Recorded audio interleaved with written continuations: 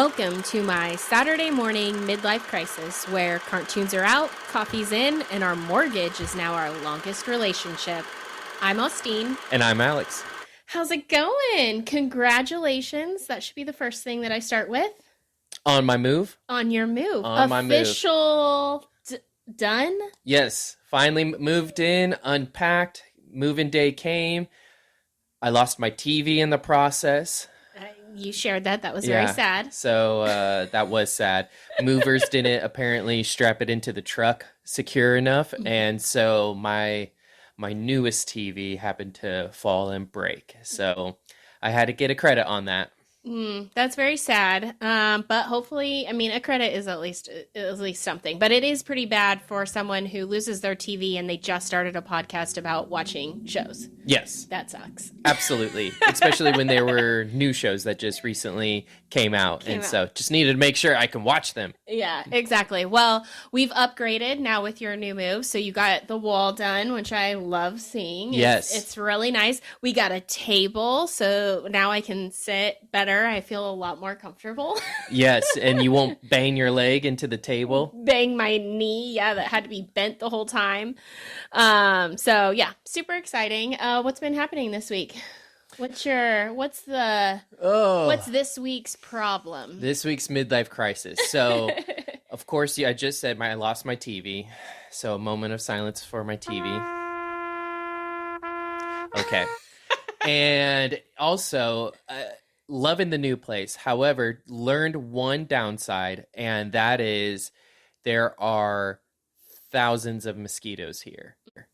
We're right next to you did love walking our dog, and it's just so many mosquitoes. And I got bit up the first 2 nights of walking her, and it's not fun. I'm internally right now, it's taken everything in me not to scratch my whole body right now on camera. I am suffering. So please, moment of silence for me as well. Oh my gosh, such a complainer. Everything's a problem. Okay, well, I have this week, we are very close to the end of school. So I am going stir crazy with just wrap it up. Like it's all the school events, which I unfortunately haven't been able to do a lot because I've been crazy busy with work. But the kids are rounding out their spring sports. We're almost to the end of school, but I'm just done with getting the morning routine of like, wake up, we gotta go, let's rush. Like I'm over it. I need a break. So that's been like we're almost there, but it's feels like forever. And then my positive thing was I walked this week. So with my fracture, I've been progressing. So I'm on to 1 crutch, which is very exciting. But I did walk for the first time, no crutches. Not a lot. It was really exciting. Fun fact though, walking forward is not the same as walking backwards. Absolutely. No, I'm very serious. I did so well walking forward that my physical therapist said, okay, why don't you try now walking backwards? And I was like, I'm very unsure about this. And he had me walk backwards and I was like, wow, I'm using a whole different set of muscles in a different way. So that was wild. We probably should get that on camera just so that way we can show everyone how awkward you look. No, I'm not falling in my behind. Leslie, are you okay? I had something I wanted to show you. So I didn't tell you about it. I brought something. Oh, okay. I know. Aren't you so excited? Let's see. What did you bring me? I told you. Is it a gift? No. I mean, maybe you can stay here, but after I read it. So I haven't read it, full disclosure, but I bought my first comic. A Justice League oh my gosh. Okay, so USA Soccer. Yes, because we're heading into the World Cup. Yes, we are. We're so excited. I'm so excited. Let's get a close-up of this so everyone can see it. Yeah, we'll have to do some kind of debrief maybe next podcast of how I liked it. Maybe I'll let you borrow it. But it's my first comic, so big into soccer. That's how I fractured my leg, actually, playing in a league. My kids have played soccer, and with the World Cup going up, I guess they did a partnership comic readout with the U.S. men's national team and DC. Excited to kind of take a look at it. I'm already cracking up looking at who's all in this and the different characters that they used. But it looks good. It looks good. Oh, absolutely. Yeah. Absolutely. So I not sure if you can pick it up at your local comic book store, but possibly. If you can't, I picked it up at a sporting goods store. And what's interesting is here on the back it says to be continued. Okay. So maybe they'll release something like mid World Cup or post World Cup. Maybe. But I just thought that was so awesome. Are you proud of me? I'm proud of you. Your first comic book. My first comic. I thought my first comic would have been a Scarlet Witch. I have looked into that, but I haven't pulled the trigger. But yes, USA, men's soccer, and DC. Quite a combo. Love that. I am a huge DC fan, so I really, really love that. Yeah, so me and your best bud, that's going to be our evening bedtime reading. That's kind of what I figured. Awesome. Yeah. All right, so we want to go into popcorn? Yeah, let's do it. Okay. Popcorn time. All right, you start. All right. First thing with popcorn. I guess Spider-Man was on the cover of Empire magazine. I missed it. Yeah, Sorry. even though I shared it on our social media pages. I said I was busy. Yeah. So busy you don't even keep up with our own podcast. I know. I'm the secondary. But yeah, lots of photos that they released in here. There were photos with Spider-Man and Punisher, which was awesome. Photos of lots of Spider-Man and the Hand. And I found that very interesting. So obviously we saw in the trailer that Spider-Man's facing off against the Hand. Right. But my question going into the movie was how much of the Hand is actually a part of this? Marvel usually does this thing when they release a trailer where they're really only releasing the first hour of footage and you don't know what really you're about to see. So I was very curious if the Hand is really going to be heavily influenced, but to see lots of photos of the Hand in the Empire magazine photos, I was very curious about that. Well, do you think they're going to focus all the way on the Hand, or do you think that it's actually not as big of a plot because they're going to do more on his soul searching and the new way of life that he's in and really kind of lean into that? Yeah, so I think we're talking about two different topics because you have a Spider-Man plot point and then a Peter Parker plot point. And those two are very important in telling a very successful Spider-Man story, which I don't think any of Tom Holland movies have done yet because they've always been one linear story.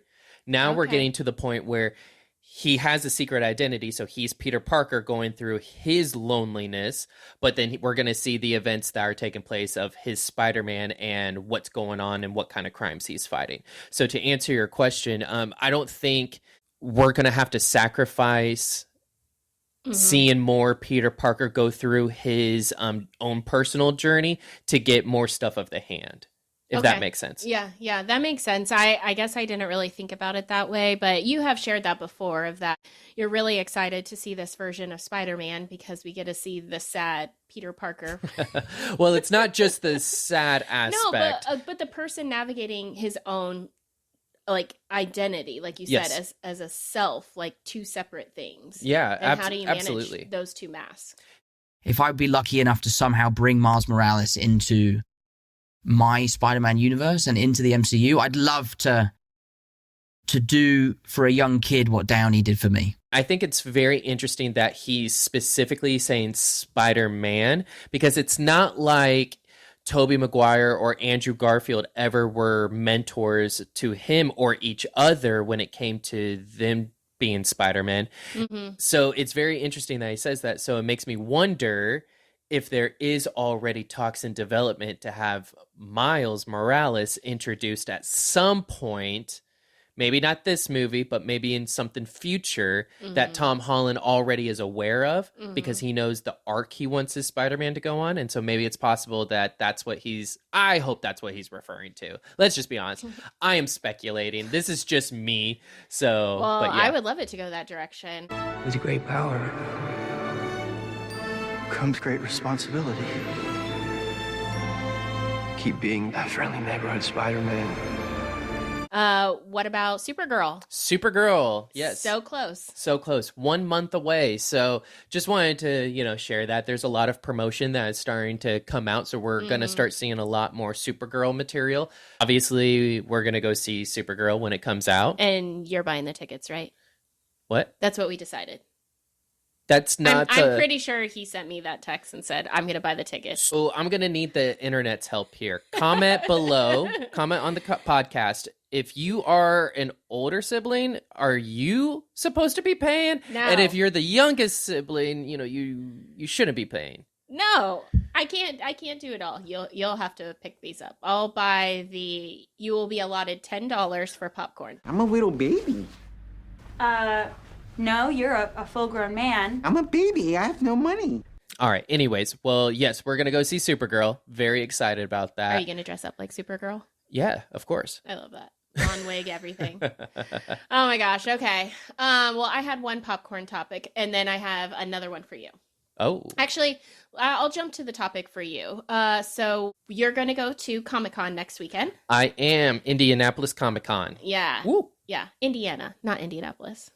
I mean, same thing, but it's called Indiana Comic-Con. Okay. But you're going with sister, other people. So what are you excited about? What are you looking forward to? And then I did see some schedule changes. Yeah. So I'm just excited for my costume, honestly. Mm-hmm. Are you going to reveal what you're going to be, or is that to be shown later? My girlfriend and I are doing something where we are matching, but it is very relevant to what is going currently in Marvel media, but I'm not going to reveal it until we have our costumes put together, and we'll put a photo online and something like that for you guys to see. Yay, I'm so excited. Okay, so I know we were talking about all the different people that were on the schedule to go, and then there was that schedule shift that we were literally just talking about because of how sad we were to see some people have to pull out, unfortunately. Yeah, so the original actress from the X-Men series who played Jean Grey, she backed out. The actor who plays Crossbones from Captain America, Winter Soldier, Civil War, Endgame, he canceled as well. Vincent D'Onofrio's Kingpin, he canceled as well. So lots of Marvel characters are just backing out randomly all at once. And it wasn't a gradual thing. It was all at once. Yeah. So could be nothing. Celebrities cancel Comic-Con appearances all the time. They have their own lives. They have their own personal lives that are going on. But it does make you wonder, since Endgame, or not Endgame. Why do I keep saying Endgame? I got that on my mind right now. You're stuck in the past. I am. It's I need Doomsday. to move forward. I know. So Doomsday is in production, filming and stuff. I know Secret Wars is in production. So it just does make you wonder what's going on. I know the Russo brothers are directing both Doomsday and Secret Wars, and Crossbones has been in all of their movies that they have done. So why not bring him back again in Secret Wars? They've worked with him so much. And then obviously Jean Grey being a part of the original X-Men cast, and we know the original X-Men cast is coming back. So I just... Coincidence, or, there's something more here? I just hope there's something. Of course I hope there's something more, but you never know. It's all speculation right now. It's constantly shifting and changing. We're rewriting constantly because something's changing every day. There's a new idea coming. There's a new group of actors who just showed up on set. Now we have to respond to them. Oh my God, that's a great idea. Let's carry this through the script now. Okay, well, I just have one quick popcorn topic. Yeah, let's hear it. And we probably will get into it more maybe in our next episode, but Summer House reunion. And I know we did a short little catch up of people to what all the drama was in the Bravo universe. The Summer House reunion aired this week. Yeah. And I was prepared for it to be a little bit diabolical. Everybody came in. And I have to give Sierra kudos for being so calm and poised when you can definitely see how much emotion she was trying to hold back. Like she was trying to hold that restraint of unleashing, I guess. She wanted to unleash, and she showed a lot of restraint, but she also... And she had every reason to unleash. I think Amanda is so stuck on this timeline of events, which is completely false. well, It won't. I and won't it's be irrelevant. convinced. It's just it's irrelevant. irrelevant. You're with your friend's ex. Yeah. Close friend. After you knew what she was going through emotionally and how bad she wanted that relationship to work, Yeah. and how close and of a good friend she was to Amanda during her fallout of her marriage. Yeah. Amanda has had a lot of rough times, her and Kyle. That's been no secret. And people have constantly been there for her, lifting her up. And I think one of the clips that I had seen, Sierra to Amanda was like, you tell me when and where, and I got you. Like, I will get you out of this situation. If you want to go, tell me when, and I'll schedule every thing for you. That's what I need to hear. I don't need to be but handled also like a baby. When Amanda stood on her ground and said, no one was there for me. No one was there for me like West was. And I was just, my mouth was on the ground, and I wanted to be like, Amanda, what is wrong with you? And I mean, Sierra laid into her after that point. She pulled up her receipts, her text messages, and it's just, to me, I felt bad for Amanda. Like, I had a lot of anger, but then a lot of like sympathy almost for her of she really doesn't understand the situation she's in, and her view and self-worth is so low. And that's hard for me when I watch anybody, to have such a self-worth so low that they're justifying their actions like this and are with someone like a West. And the thing is I haven't seen as much Summer House as you have, but I've definitely seen enough. And I do know that when it comes to Amanda, you know, a lot of people have always been on Amanda's side because of how Kyle is, which is rightfully so. When you're only talking about that bubble, absolutely rightfully so. However, I'm also a firm believer that you are the average of the 5 people closest to you. Mm-hmm. And she married someone that is like that.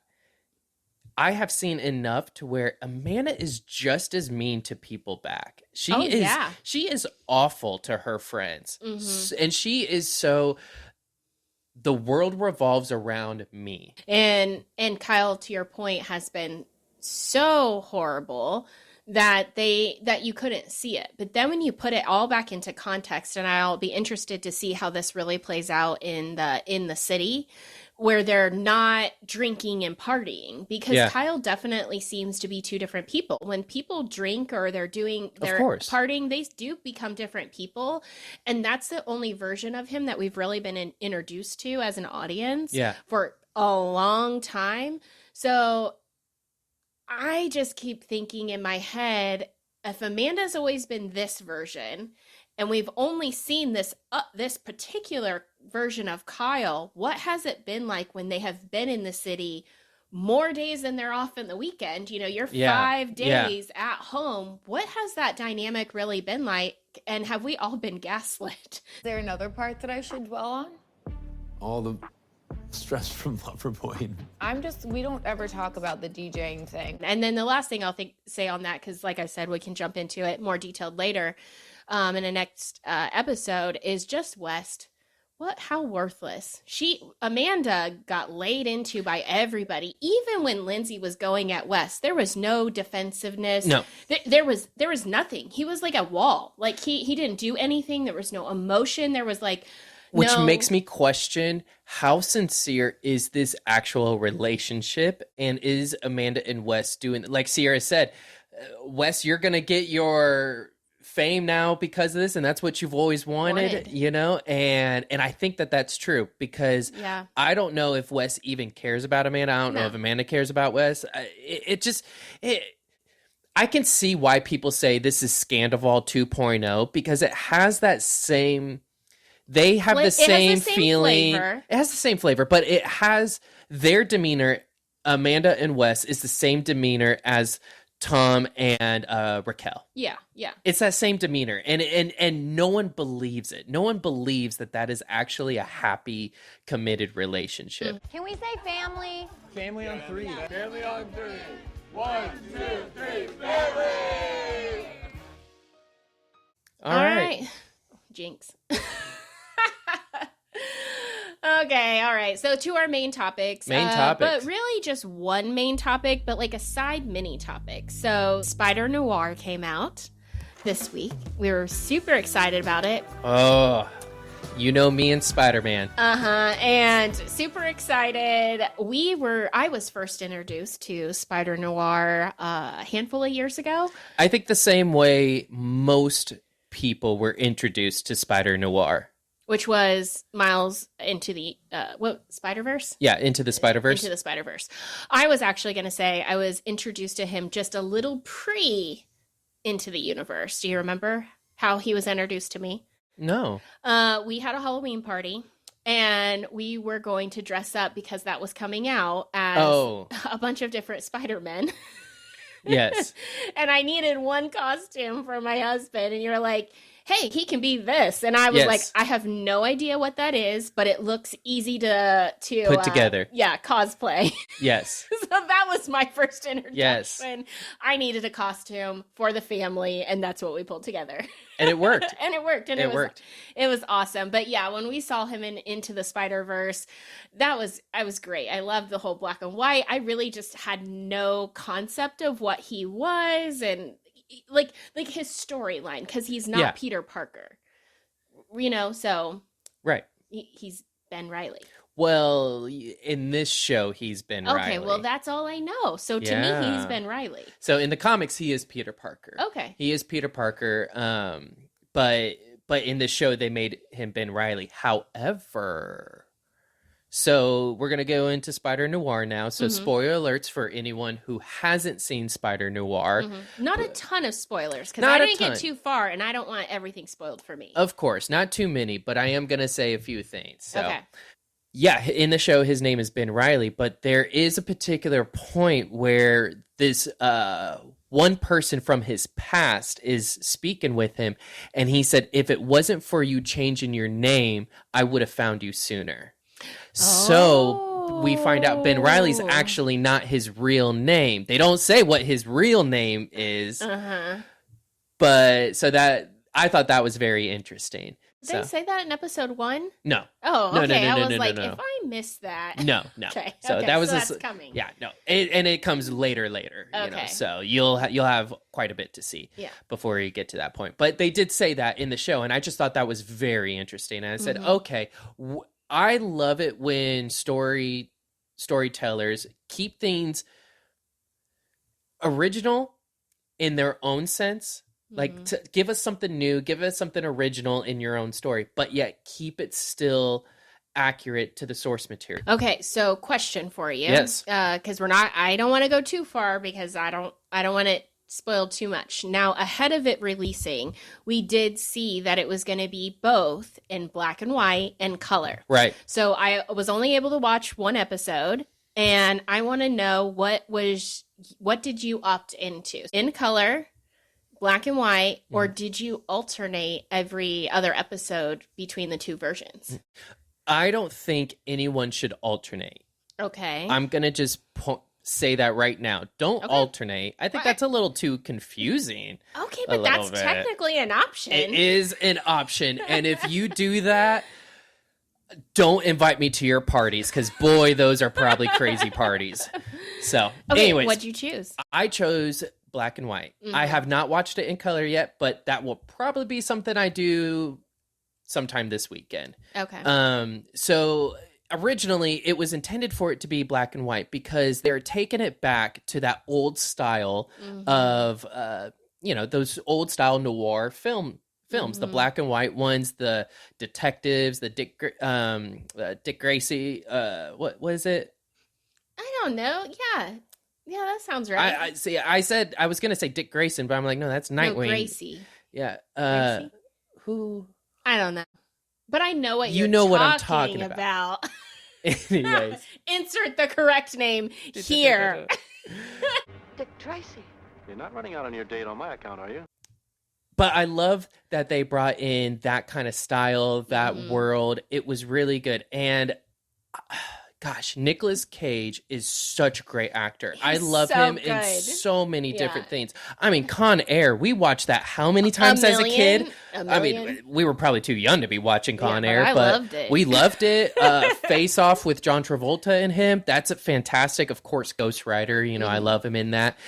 But this might be the role he was meant for, because the way Nicolas Cage just naturally talks is a very unique way, and it fits that style, that time frame.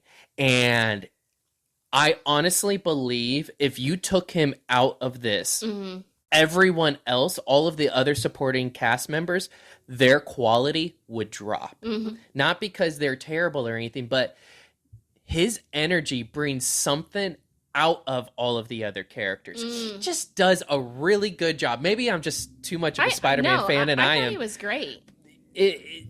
There's just so much that he does that I'm just like, wow. I actually am enjoying watching Ben Reilly, Nicolas Cage walking around doing his detective stuff more than I'm enjoying seeing him put on the mask and swinging around as Spider-Man. Yeah. Like, it very much is interesting. And so, yeah. I thought it was great too because, like you said, with just the reference to he changed his name, it's just a different way to see Spider-Man. Yeah. One thing that I also like is I think it was such a genius move to have Silvermane as the main antagonist, the main crime boss that is in this show. So we have never had a live action Silvermane yet. Yeah, I didn't know who he was referring to. Yeah, so he's just another crime boss in the Spider-Man lore. He is the father of Silver Sable, who is an assassin in, again, Spider-Man's world. So lots of different things that come around with Silvermane. So this is just the first time that we're seeing him in live action. And the actor, did you recognize who the actor is? No, but I was heavily distracted. The 40-minute episode took me like an hour and a half. We had to pause it a million times. It was very annoying. I tried to make it a family experience and movie night, and now I just need to go back to my everyone go to bed, let me just binge watch and watch it the way I want to watch it. Yeah, that's too chaotic. Yeah, it was way too chaotic. Well, so the actor who plays Silvermane is the same actor who plays Mad-Eye Moody. Oh, yeah. I It took me a moment. Oh my gosh, and I'm wearing my Hufflepuff shirt. You are. You are. I should have recognized that. I am here because Dumbledore asked me. End of story. Goodbye. The end. Any questions? Sorry, where are my manners? Do you want a drink? But yes, I very much am enjoying him. I'm enjoying all of the different characters that they have introduced in their own unique ways. So Sandman. Yeah. Sandman. For a second before he turned into sand, I was like, why do I recognize that name? Flint Marko. Yeah, and then I was like, oh. And then when he hit him, I was like, oh, I know who he is. Like, I thought it at first when he's like, they get into the fight and he's he gets hit in the head and he's on the ground and he's kind of like turning into something, but we don't know what it is. I'm like, is he going to be a werewolf? Like, I didn't know the direction that it was going. And then at first when I started to see it, I'm like, then it clicked for me. I was like, oh, he's Sandman. Yeah. So that was pretty good. So basically the first episode starts with just explaining why he's not Spider-Man anymore. Yeah, and he lost his significant other. Her name was Ruby, which I think is kind of their play of Mary Jane. Yeah, obviously. Yeah. And I love that. So he's a private detective. Yep. He's on the hunt for looking for a particular person who he finds. Yes. And then you have the whole, like you said earlier, the episode taking place with that same kind of look and feel, the same type of acting style, like everything.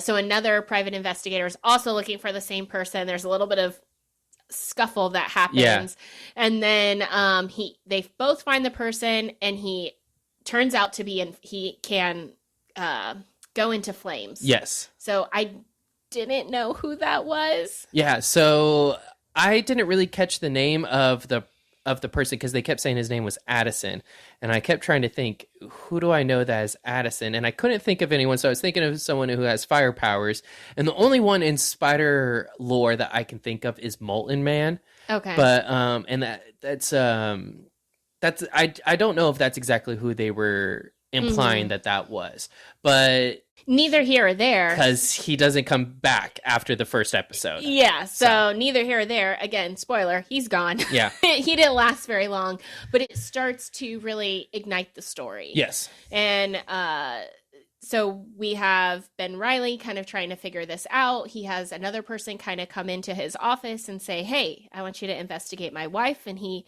lays out his price of like $10 plus expenses or something like that. And it kind of cracked me up just to, again, to just be set back in that world and time period. Yeah. And it was the Great Depression time. So he starts investigating this female. Yes. He's looking for her. Who is she potentially sleeping with? What is she doing at 8 o'clock on whatever night? And he finds her, and he finds her with the mayor. The mayor. But who is she? Kat Hardy. Kat Hardy. And do you know who Kat Hardy is? No. No, because you I haven't. don't know. We have only had one other live action version of her, and it was very, very brief, and it was in the Amazing Spider-Man 2 with Andrew Garfield. So very brief, but Was she a student? She was not. She was Harry Osborn's secretary. Oh. She is Felicia Hardy, the Black Cat. Ah. Yeah. Oh, that, okay. I think I was looking up costumes, and maybe that's where because I was like, her Yeah. name is so familiar, but I didn't connect the dots. Yeah. So now we have another and a more, I would say, official version of Felicia Hardy in this, because she's a lot more screen time than the previous one that we got to see. So, but yes, so she's a singer for this club or night kind of thing. And so the investigation just kind of starts to begin of like, you see the main antagonist. Now I'm forgetting his name. Silvermane. You have him trying to figure out, why did Addison set his home on fire and try and take him out? And he was adamant, like, we have to find out who is behind trying to take me out, kind of thing. Gosh, talking about this is making me want to rewatch this all over again. Now in color, because now you can you can watch it all together. But they take him, he's so fixated on this, and right now the world is in chaos. Or not world, but New York is in chaos. Yes. Because the spider is gone. And he has been gone for 5 years after his love, Ruby. Yeah, Ruby passed away. And so you see like a little bit of montage and hints. I'm sure I'll get more of that as I watch the episodes. But then you have Ben Reilly figure out who Kat is, who she's with the mayor, but nothing crazy happened. I loved the teaser for the next 7 episodes. Yeah. It was jam-packed, and I got to see snippets of a lot of things I started guessing about. Yes. Obviously, the what is it? Accumulation? Whatever. The compilation of all the different things that are going to be coming. One of which I felt like I saw Electro. There's somebody that has... Yes. I just saw it looked like light in his hands. Yes, and it's not Electro. Okay, well, that's because I don't have any context. I was like, okay, maybe it's that. Well, in the trailers, I thought it was Electro too. Okay, then I feel really good about myself. Well, I mean, it's who you naturally think of. Yeah, but then when they do the name reveal, I'm okay. It's a very niche Spider-Man character that lasted in like maybe 2 issues, maybe 1 issue actually, which is fun. Which is fine. Yeah, absolutely. Because then you can bring in Electro, you know, then later if you really wanted to. But yes, it's not Electro, it's someone else, but that character was a lot of fun. Yeah, and it looks like Spider puts on his mask again, which is going to be exciting because that's what the show is about, right? And I like that they call him the Spider and not Spider-Man. Yeah, I like that. Yeah. And so I'm really looking forward to it. Maybe that's what I'll do tonight is binge watch it all when everybody else is asleep. Yeah. Did you see that? They kicked them in the kingdom. So changing completely topics, we can head into the valley. Heading into the valley. I gotta take a big sigh. I think I need something a little stronger in my cup to discuss this because I think we should discuss this. Let's do this. Let's just start simple before we get into the big topics that I think. Let's save Nia and Danny, Okay. Luke and Kristen for last. Because Okay. I feel like that's going to be our biggest topics. So we'll just go really fast with the other ones. Exactly, because there's really not much going on with the others. Yeah. So wait, can I tell you my overall impression first? let's do it. Overall impression. Overall impression is I have been bored. I have been bored. And I have been bored. I was so excited to watch it. The first episode, I was like, yes, this is what I wanted. Luke is Lala's baby daddy. Like, I was like, this is everything and more. I would agree with you. That is my overall impression. And my girlfriend and I have talked about it many times. And it's just, there is too much kid talk, too much kid involvement, too much kids right now. Oh, wow. We're going to be very opposite. This is going to be an interesting conversation. It is. And I'm loving it. I'm already going to love it. But it's just, I feel 100% different. I feel like that's why it's boring. No, I feel they're not doing anything exciting because they have so many kids now. And it's all about the kids. See, okay. Interesting. We're gonna have two different sides of this, but we're gonna break it down person by person. So let's just group these two together because they're the newest ones, and there are ones that are from one of our favorite reality TV shows, the new additions, Lala and Tom. Oh gosh. Okay. Not much going on with them. Okay. Not much. All right. So here it is. Lala, we're going to say a little bit about, and then we're going to circle back with her when we get into Danny and Nia. Yes. From a Lala's perspective, Lala came into the Valley to be Lala. Yes. And one thing I've always liked about her is she's her. She's not going to change who she is. She speaks her mind. She is who she is.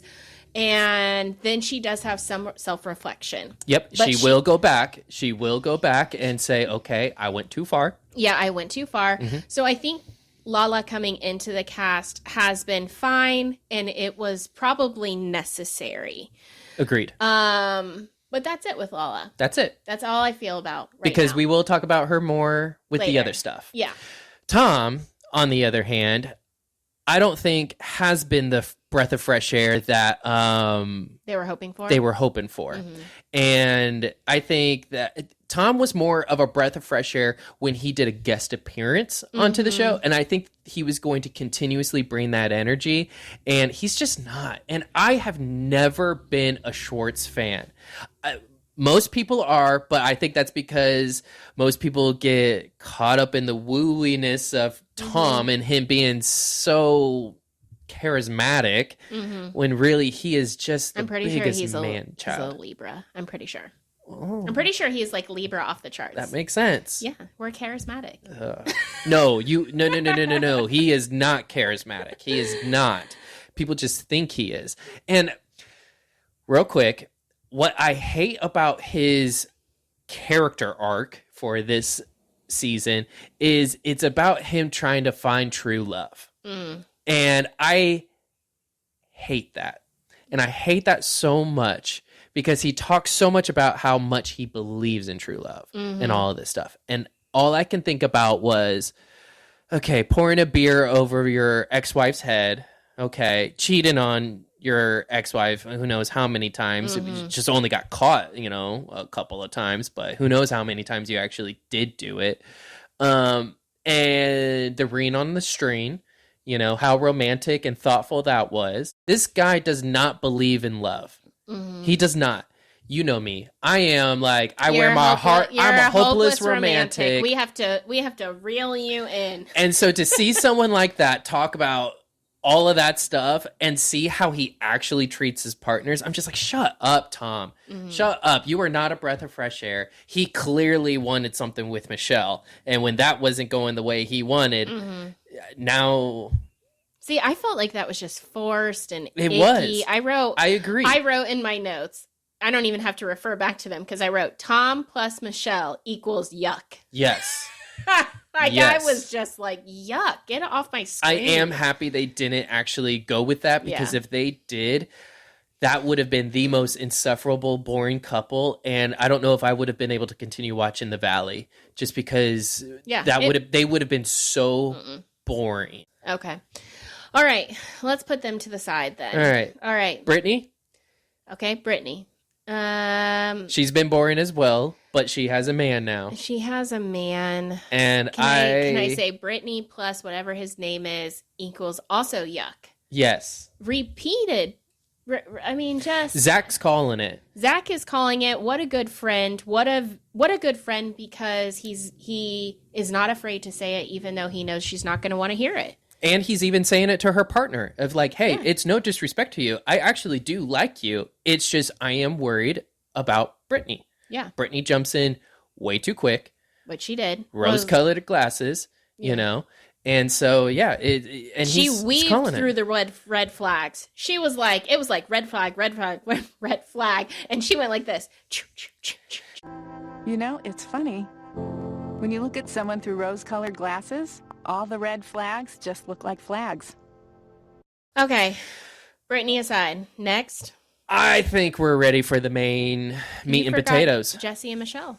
I didn't forget about him, but like, what's really going on with Jesse and Michelle? That's like, what do you think about Lacey? I mean, I like Lacey. She's a great addition. I don't know if that relationship's gonna last. Mm-hmm. I think Lacey will stay on the show even if that relationship doesn't last. Mm-hmm. She's quickly becoming, I wouldn't say fan favorites, but fans are gravitating towards her. Yeah, I also don't want to say controversial, but she is there. Yeah. And just how she acts, like they played this clip over and over and over as part of like promos, where he's like, I love you. And she responds, thank you. Yeah.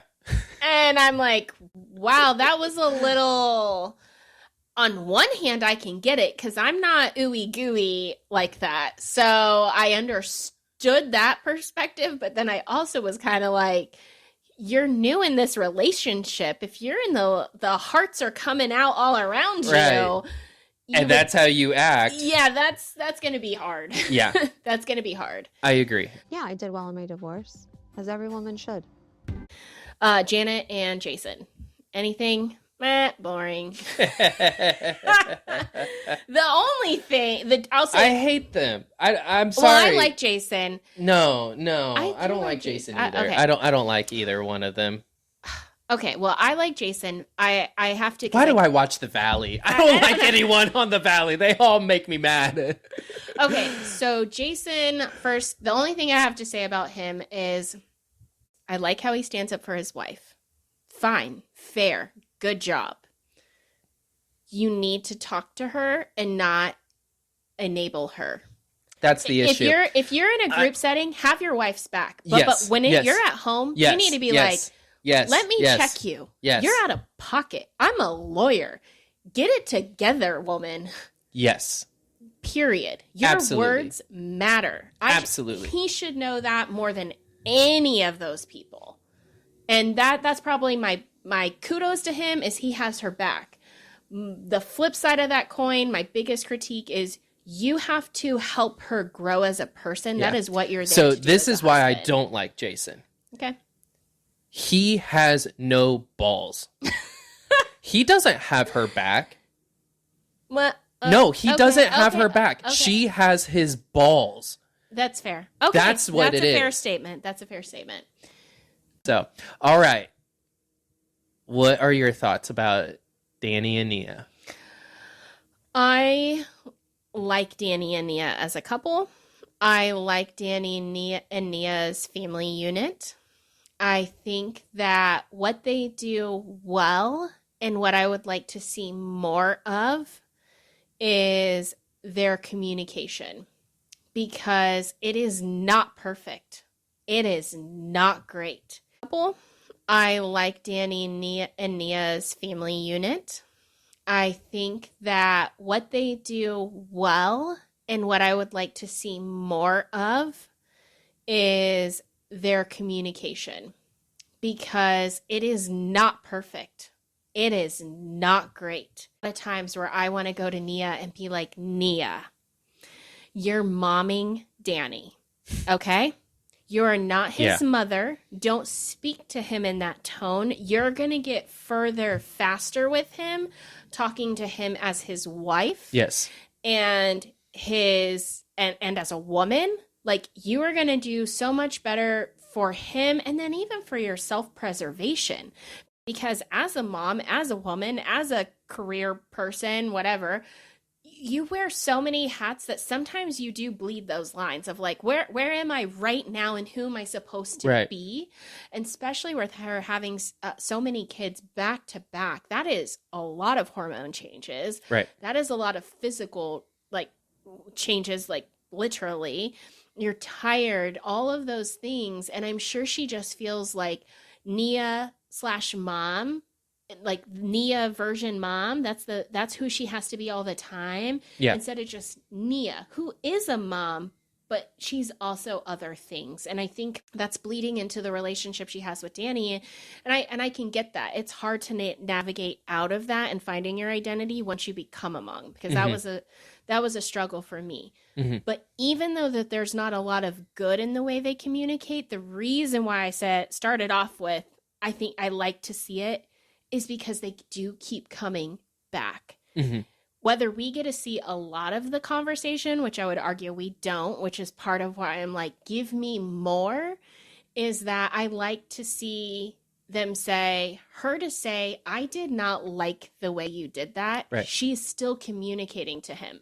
Because Mhm. I think Danny's getting a very negative spin on it. And again, bad behavior, the way he's talks to her when he is intoxicated, what he's done, what they shared on the show while he's drinking. I would have to probably say I agree with Lala. He should do some self-evaluation on that threshold, because everybody has to find what works for them. It doesn't mean none, but it may mean not this type. Maybe he just needs to be a beer guy and not a hard liquor person. Right. Maybe he Or just no alcohol. Or no alcohol, but I'm not saying that it has to be that. But he has to figure out what it is for him, and he hasn't done that yet, and that's something he does need to figure out, because he clearly changes. He can't hide that from anyone, even including himself. But I very much appreciate and love seeing their conversation. Awesome. So then we go to Kristen and Luke. There is a lot to unpack here. And my heart evenly is split for both of them. Okay. People don't like Luke right now. And they really much are blaming him for a lot of Kristen's stress and issues. They really believe that the only thing he cares about right now is just sex. And that is the only thing he wants, is just to get laid and all of that. Then those people don't have children. Right. They're not married or not in a long-term committed relationship. Well, a lot of them, Period. according to the comment section, they would say that they are. False. And they False. would say False. that They live in a false, what fake reality. Kristen is going through is Luke needs to be way more understanding of that. And I don't think Luke is not understanding at all. I think Kristen is so not understanding him. Yes, what Kristen going through is real. Yes, my heart is breaking for her just as much as Luke is, because this is something that she has always wanted. A family, a kid, and she finally has it, and she's now the most like, I don't know who I am crisis now. She's having her midlife crisis. And my heart's for her, but she needs help. She needs help. Yeah, she needs the therapy. She does. She needs a little bit extra. She's having a lot of postpartum. I'm not a therapist or any. My perception is she's having a lot of postpartum anxiety. Well, but I also feel like she is just really going in on Luke unfairly and just hard, saying how much he doesn't understand her. And I don't believe that that is the case at all. Kristen has always been, she over exaggerated a lot in Vanderpump. And she was also someone that was very heavily into sex. Very. I mean, how did her and Luke meet? Yeah, at a wedding, and then they banged in the back. Yeah. That is Kristen. That is the foundation of their relationship. And they had a podcast. They had a podcast. I think they've changed the name of it, but it was like sex and something and everything else, or what else matters, or something like that. Exactly. Yeah. So to go from that, I don't know what their sex life exactly is like, but it makes sense why Luke would mention it, why he would bring it up. Yeah. You know, but people are just like, wow, Luke, that is the only thing you care about. I'm just like, give the guy a break. Okay, so I have lots of thoughts. Can I? Yeah. Okay, so I don't disagree with what you have kind of laid out there. I think people, if they're in the comments saying everything that they said, like you mentioned, then where I was like, false, lie, they're not, I actually want to change that. And I want to say, you're probably a woman. And it probably wasn't men in those comments saying those things. Because as a man, which I am not, but where the journey that I have been on, I would say I can understand Luke. And you are in a different world. Their baby is like 3 months old, same as Danny and Nia. That's a very specific time period in being a new mommy, a new dad, that new parent window that is very hard, very uncomfortable. So when you're saying we have to remember who Kristen has always been, absolutely 100% true.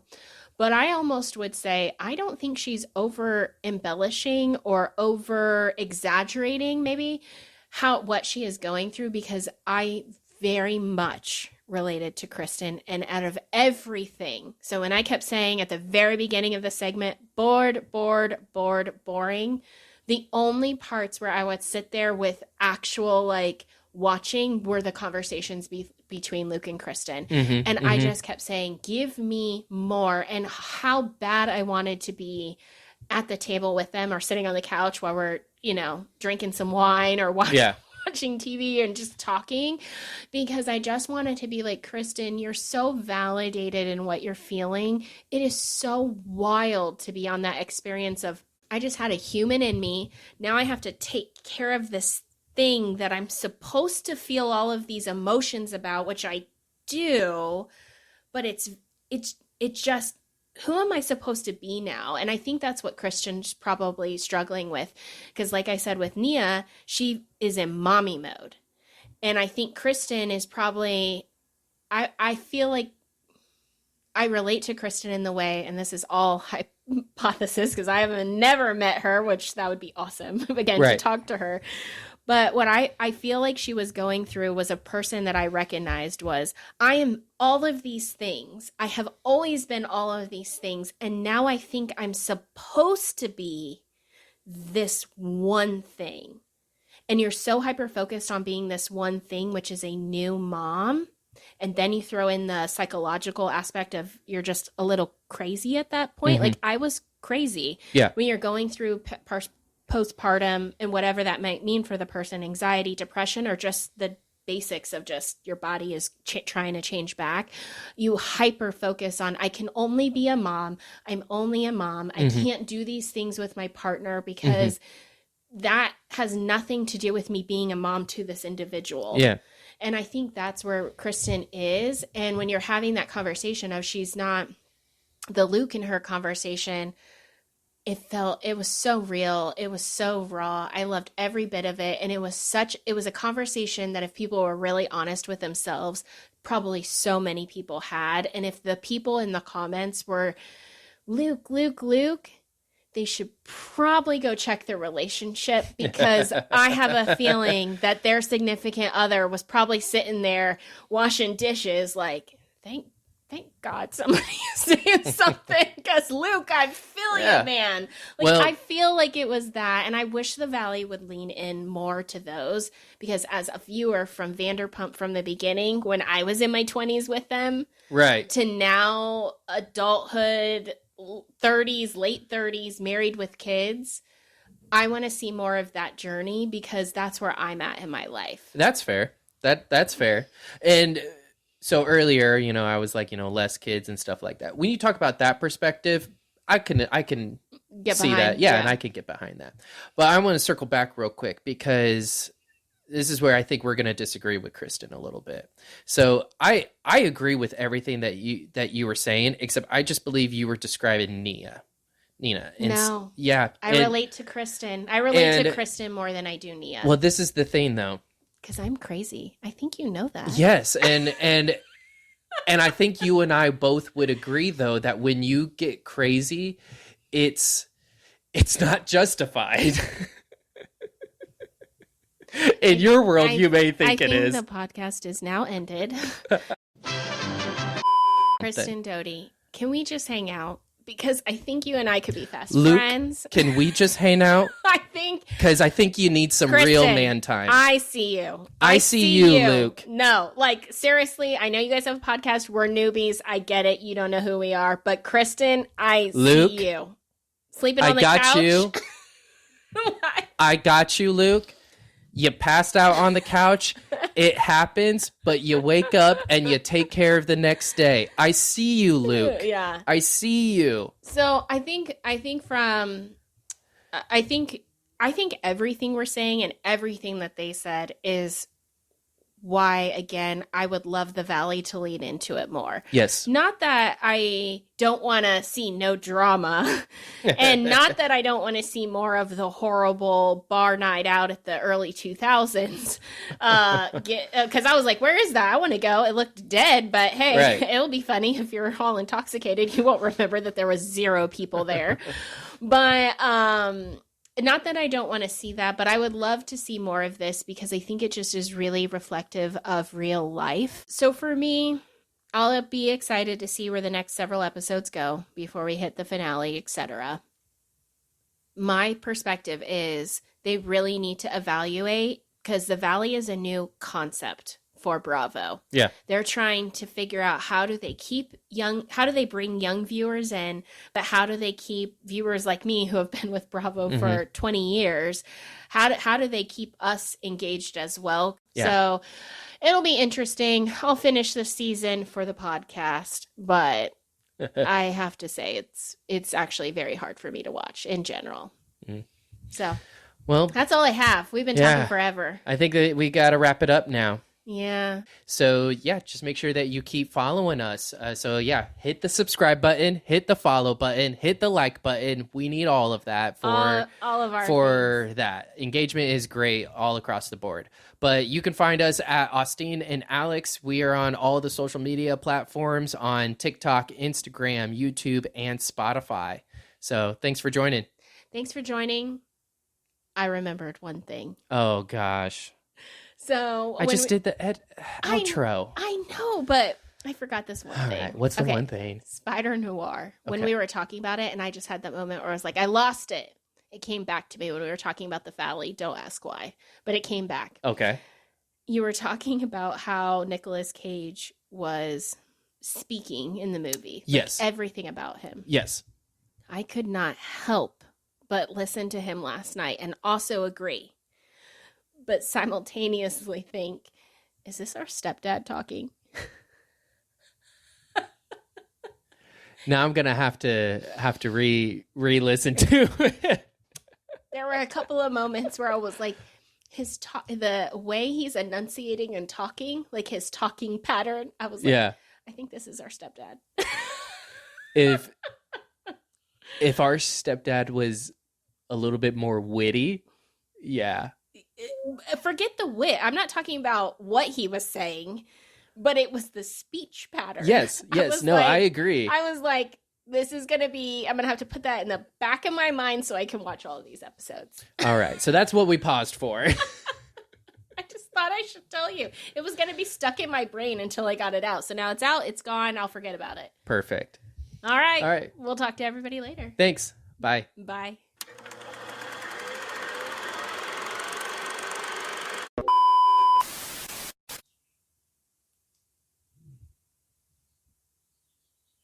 Okay.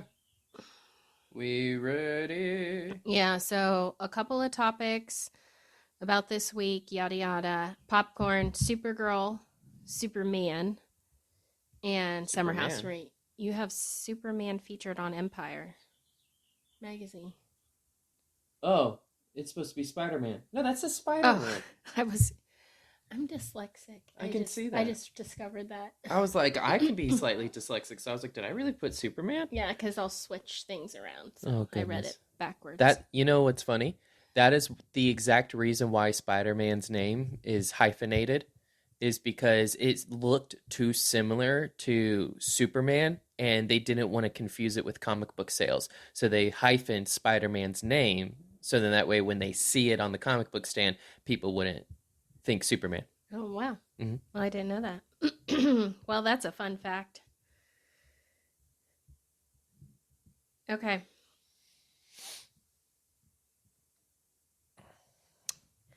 Count me down. Okay. All right. Here we go. And see, this is where you got to do those voice warm-ups. How now, brown cow. That's yeah. Okay, here we go. In 3, 2, 1. There is a softness to Michelle, but we don't really get to see that because she's constantly kabooming.